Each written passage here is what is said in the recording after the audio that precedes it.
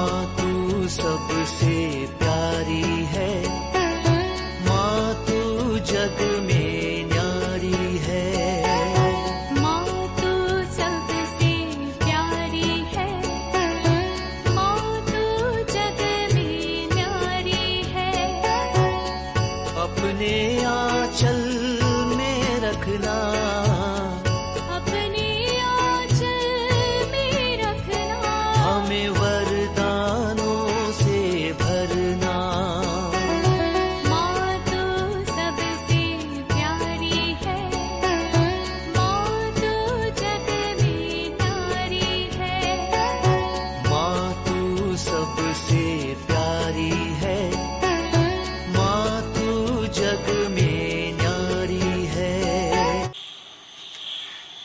पिता, पुत्र और पवित्र आत्मा के नाम पर आमीन। आप सबों को जय यीशु।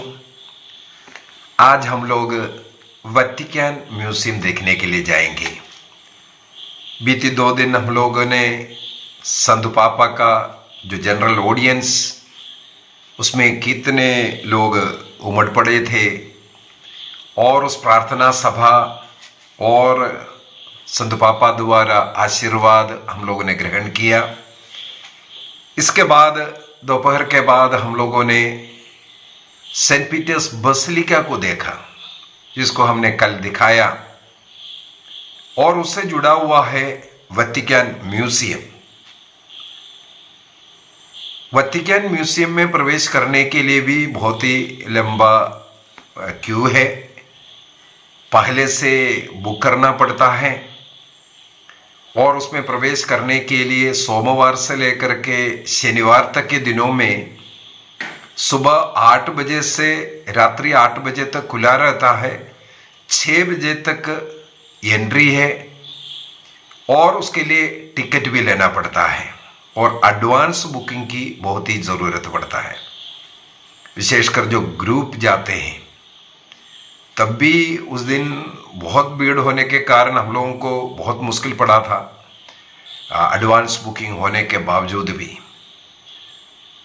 और संडे के दिन 9 बजे से 2 बजे तक म्यूजियम खुलता है, और संडे को फ्री भी है। यह है वहाँ का टाइमिंग और देखने का।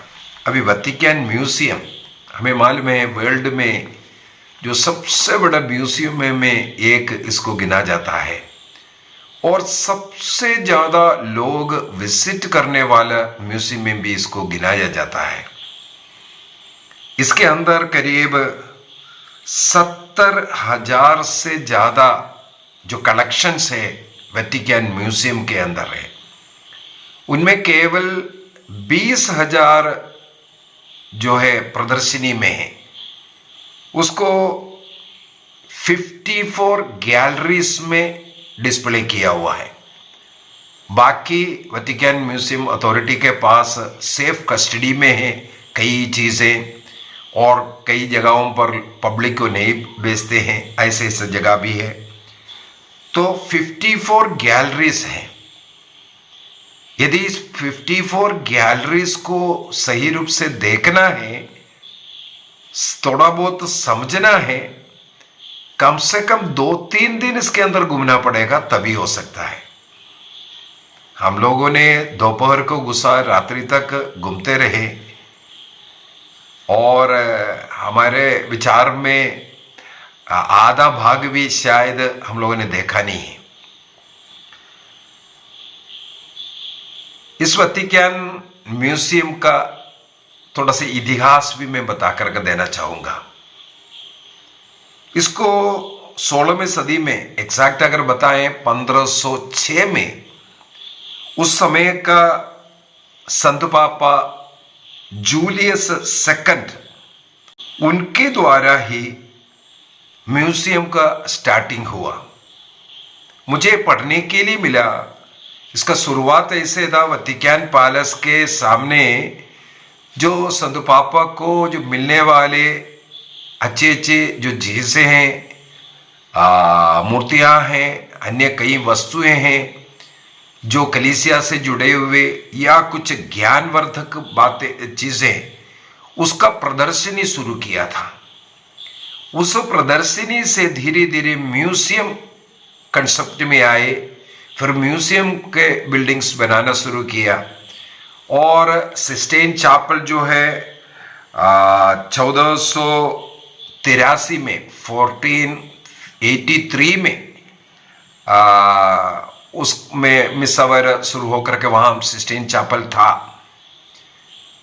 और 19वीं सदी में आकर के ही वहाँ पर जो पोप का सिलेक्शन जो पक्का कंटिन्यूअस जो चल रहा है, उसके पहले भी हुआ है, लेकिन जो आजकल के मॉडल में जो चल रहा है वो करीब 18 समथिंग में ही शुरू किया था। तो सिस्टीन चैपल था। सिस्टीन चैपल के साथ अन्य जो पार्ट धीरे धीरे बनाना शुरू किया, धीरे धीरे बढ़ते बढ़ते आया है। जैसे जैसे उनको कलेक्शंस, उनके पेंटिंग्स ऐसे ऐसे जो शुरू हुआ तो वो बढ़ता गया। मुझे पढ़ने के लिए ये भी मिला है, जब ये शुरू किया 1506 में, उस समय पर कुछ सामानों के साथ और कुछ ड्राइंग के लिए विश्व के सबसे फेमस स्कल्पचर्स को, जो चित्रकार लोगों को ही इसके लिए इस्तेमाल किया। और उस समय पर ग्रीक, फ्रांस और इटली, उस प्रदेशों में इस प्रकार का कलाकृतियाँ, मूर्तियाँ और स्कल्पचर और विशेष पेंटिंग टेक्निक शुरू हुआ था। जैसे माइकलांचलो का एक पीरियड, उस समय पर अनेकों ऐसे कलाकार, माइकलांचलो स्कल्पचर भी है, पेंटर भी है, इस प्रकार विश्व फेमस। जैसे जो सिस्टीन चैपल है 1508 में माइकलांचलो को ही दिया गया था सिस्टीन चैपल में ये जो पेंटिंग ड्राइंग करने के लिए।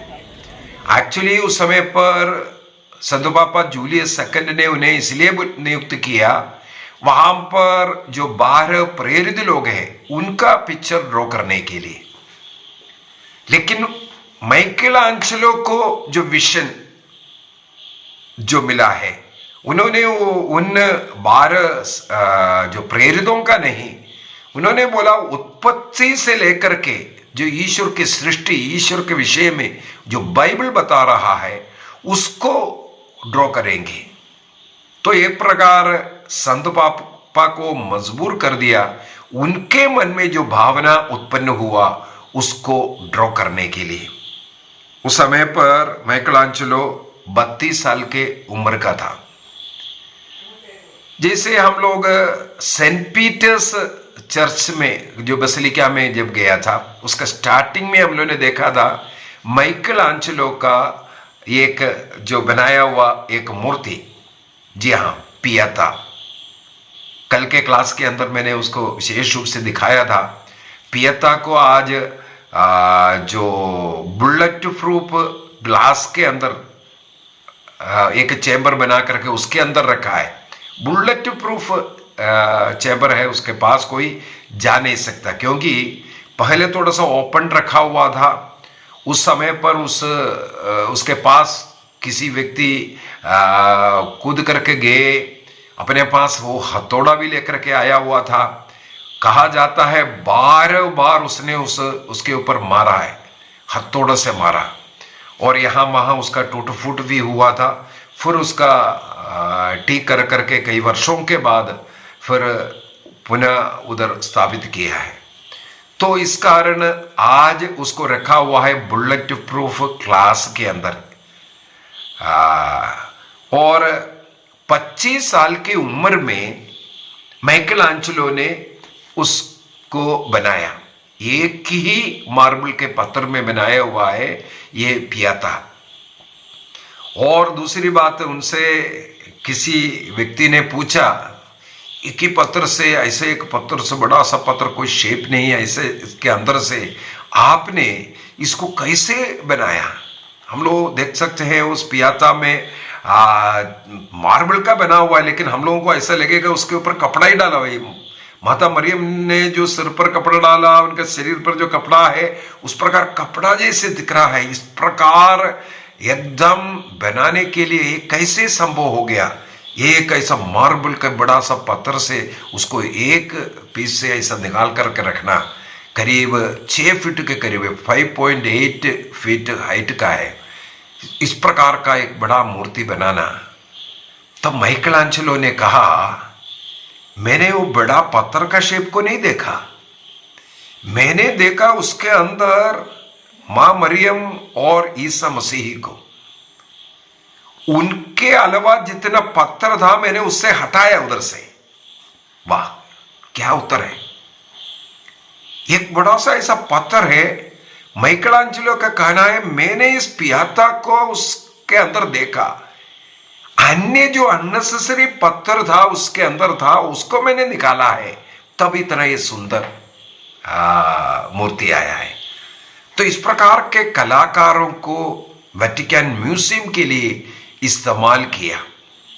तो माइकलांचेलो का हम लोग देखेंगे सबसे लास्ट में जो म्यूजियम, वेटिकन म्यूजियम देकर के सबसे आखिरी में जो गैलरी से है वो सिस्टीन चैपल से जुड़ा हुआ रूम्स है। करीब 24 रूम्स सिस्टीन चैपल से जुड़ा हुआ है और सबसे लास्ट में सिस्टीन चैपल है। सिस्टीन चैपल को भी हमें मालूम होना चाहिए, संत पापा सिक्सटस फोर्थ ने इसका उद्घाटन किया। वहां पहले बार मिसा अर्पित किया 15 अगस्त 1483 में, 1483 का 15 अगस्त हमें मालूम है माता मरियम का स्वर्गारोपण का पर्व हम लोग मनाया जाता है। उस दिन माता मरियम के उस पर्व के दिन में वहां पहला मिसा अर्पित करते हुए उसका उद्घाटन हुआ सिक्सटस फोर्थ के द्वारा, संत पापा सिक्सटस फोर्थ के द्वारा। उस सिक्सटस संत पापा के नाम से सिस्टाइन चैपल नाम पड़ा है। तो इसके बाद फिर धीरे धीरे उस चैपल को संत पापा लोगों का इलेक्शन के लिए इसलिए भी है क्योंकि वो उस वेटिकन के अंदर सबसे एक पवित्र जगह, एक सुंदर जगह वो सिस्टाइन चैपल बना है। हम इस वीडियो के सबसे आखिरी में आपको सिस्टाइन चैपल देखेंगे, आप उसको सुंदरता देख सकता है। उसके अंदर माइकलांचेलो ने 1508 से लेकर के 1512 तक ये पेंटिंग करता रहा। जो छत पर जितने भी जो पेंटिंग है वहां पर हम लोगों को 9 पेंटिंग मिलेगा। उत्पत्ति ग्रंथ, सृष्टि कर्म को, जिस प्रकार अंधकार और प्रकाश को अलग करना, ये सब पिक्चर के द्वारा दिखाया। कई लोग ये बोलता है ना, हम लोग चैनल के अंदर तो रोज ये टिप्पणी आता है, कैथोलिक लोग मूर्ति पूजक है। देखो यहां कोई मूर्ति पूजक के लिए नहीं है, बाइबल को दर्शाया है। ये जो 54 गैलरीज वहां पर हम जाकर के देखेंगे, अनेकों मूर्तियां हैं। जैसे फर्स्ट जो एंट्री है वहां मूर्तियों का तो मिस्र देश से लेके आया हुआ अनेकों ऐसे कई राजाओं का, कई सम्राटों का, फरो का, अनेकों का ऐसा मूर्तियां वहां रखा हुआ है। और उसके द्वारा लोगों को आज पता चल रहा है हजारों वर्ष पहले जो सम्राट रहा वो कौन था, कैसे था, उसका इन मूर्तियों से आज पता चलता है। इसीलिए वेटिकन म्यूजियम में जितने भी ऐसा हिस्टोरिकल पर्सनल है और बाइबल के अनुसार जो लोग जुड़ा हुआ है, बाइबल के अंदर, इतिहास के अंदर आया हुआ है, ऐसे व्यक्तित्व को हम लोग वहां पर पाते हैं।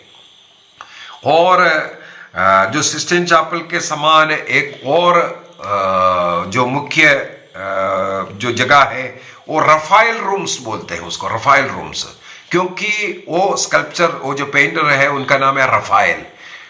उन्हें भी सेम 1508 में जूलियस सेकंड पोप ने ही नियुक्त किया था। वो स्वयं ऐसे एक उनके बनाया हुआ इस एक रूम में रहता था। उनका पोप का निवास स्थान है, उनका फिर जो लोग आ रहे मिलने के लिए जो जगह है, ऐसे ऐसे रिसेप्शन, ऐसे ऐसे के लिए इस्तेमाल करने वाला जो जगह है उसको इस प्रकार तैयार किया। रफाइल रूम्स कहते हैं। मुख्यतः 4 रूम वहां पर हम लोग देखते हैं।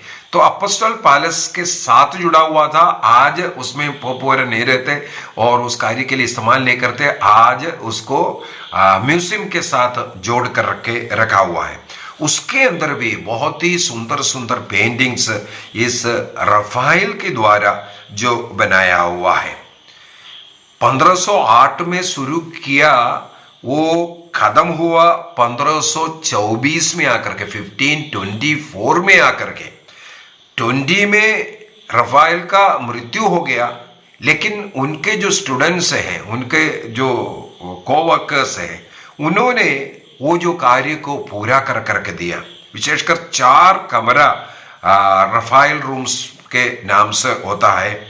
और चौथा जो कमरा है सम्राट कॉन्स्टेंटाइन के लाइफ को ही उसके अंदर दिखा रहा है, क्योंकि सम्राट कॉन्स्टेंटाइन 313 के अंदर मिलान एडिक्ट के द्वारा क्रिश्चियनिटी को जो फ्रीडम दिया, और उनके उस जीवनी को उनके द्वारा और उनके मम्मी के द्वारा कई क्रिश्चियन संडर्स को आज हमारे पास अगर है, उनके कारण है।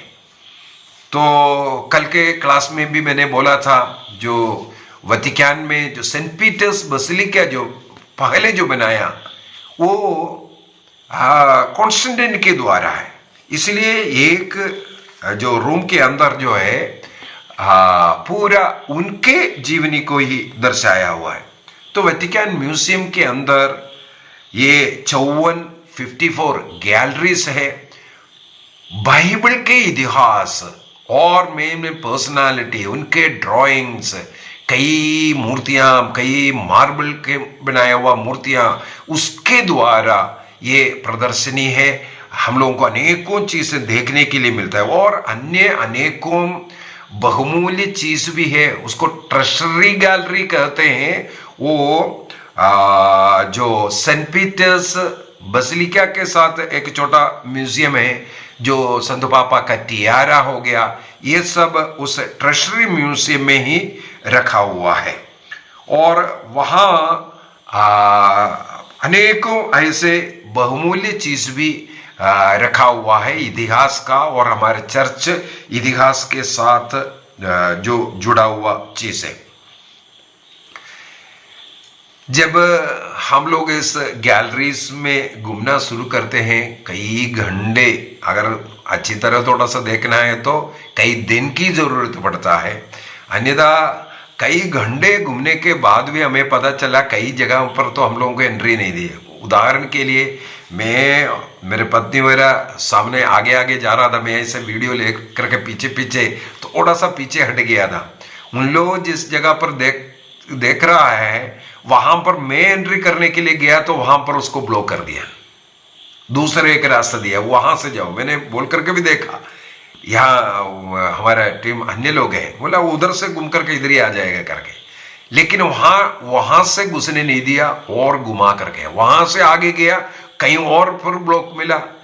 तो अनेकों जगहों पर भीड़ को देख करके, भीड़ को कम करने के लिए कई जगह उन लोगों ने ब्लॉक कर करके, कई रास्ता भी बदलता है, कहीं से घूम करके आना पड़ता है। कई लोगों को कई ब्लॉक्स में, कई गैलरीज में एंट्री नहीं मिल पाता है। वहाँ जब भीड़ हो जाता है तो उसको ब्लॉक कर करके अन्य रास्ते से फिर लोगों को भेजना शुरू करता है। तो ऐसे ऐसे कर करके अगर हम घुस भी जाता है, पूरा जो 54 गैलरीज तो कभी देखने के लिए मौका ही नहीं मिल पाता है अगर ऐसा भीड़ रहता है। तो विशेषकर इस वर्ष जुबली वर्ष के कारण बहुत ही भीड़ है, तो देखने के लिए बहुत ही सुंदर है। और पेंटिंग हम लोग अचंभे में कर देंगे, ऐसे ऐसे जैसे लगेगा हम लोग को जीवित व्यक्ति है, ऐसे ऐसे पिक्चर, ऐसे ऐसे, और उस छत के ऊपर ऐसे ऐसे जो बाइबल का हिस्ट्री, इतिहास, बाइबल की घटनाएं, ये सब ड्रॉ कर करके दिखाना कितना कष्ट, कितना तकलीफ। और 16वीं सदी में 1506, 8, 12 या 20 ऐसे समय पर उसको बनाया, तो देख लियो अब तक उसका कलर सब कुछ ऐसा, ये इतना हजारों लाखों करोड़ों लोग उसके अंदर जा रहा है, देख रहा है, इसके बावजूद भी उसमें ज्यादा उतना इफेक्ट नहीं है। माइकलांजेलो के विषय में मुझे पढ़ने के लिए मिला, इन्होंने जो छत का ये जो क्रिएशन का आदम बहुत ही सुंदर है, अगर उसको ध्यान से सीखेंगे उसका अर्थ मीनिंग, कोई गाइड की जरूरत है। अगर हम लोगों को इससे कुछ सीखना, ज्यादा समझना है, विदाउट गाइड हम लोग समझ नहीं सकता है। एग्जाम्पल के लिए सिस्टीन चैपल का जो टॉप में जो ड्रॉ किया हुआ है, उसको भी अगर सीखना है एक गाइड की जरूरत है। हर एक चीज को जब तक कोई बता करके नहीं देंगे, आदम और हेवा का सृष्टि का जो ड्रॉ किया हुआ है, 9 इंसिडेंट, उत्पत्ति ग्रंथ अध्याय 1 से लेकर के नूह तक का जो वर्णन है, जल प्रलय वो वर्णन तक का, उनमें से 4 जो है बड़ा है और 5 जो है उसमें छोटा रूप से बनाया हुआ है। 4 तो बड़े बड़े बनाया हुआ है। उस छत वाला फोटोज के बारे में मैं बोल रहा हूं। तो उसमें 3 क्रिएशन के विषय में है, आदम और ईव के विषय में 3 है और नूह के विषय में 3 है। इस प्रकार 3 का 9 मिलकर के पेंटिंग ऊपर छत वाला जो है। यदि वो वेदी के पीछे वाला जो है लास्ट जजमेंट का, ये सिस्टीन चैपल के सारे फोटोज माइकलांजेलो ने ही बनाया हुआ है। जितने भी चित्र दिख रहा है सब माइकलांजेलो का है। लेकिन ये ऊपर वाला इस ड्राइंग करने के बाद इन ऑल्टर के पीछे वाला जो दिख रहा है वो वाला, वहां पर ये चित्र बनाया करीब 20 साल के बाद आकर के, अर्थात 1535 में 1535 में वो वापस आया और 41 में ये पूरा हुआ। करीब 6 वर्ष लगा ये लास्ट जो जजमेंट का जो तस्वीरें जो पूरा उस दीवार में जो बनाया हुआ है। इसका मतलब समय समय पर उनको बुलाता था और ऐसे ऐसे चित्र रचना करता था। ये सारे के सारे आइडिया माइकलांजेलो का ही है, जो सिस्टीन चैपल का। उनके मन में उनको जो विजन मिलता है, हाँ यहाँ ये प्रदर्शित करना, क्योंकि वो बाइबल का बहुत ही नॉलेज रखने वाला और ईश्वर भक्त व्यक्ति था।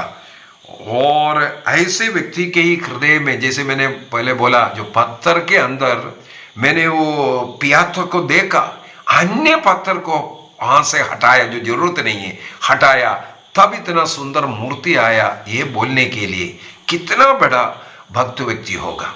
एक बार संत पापा ये देखने के लिए आया, बोलता है जो ऊपर ड्राइंग कर रहा है, तो वो बड़े मुश्किल से एक कॉर्नर में नीचे खड़े होने से वो दिखता नहीं है, ऐसे जगह पर वो ड्राइंग कर रहा है।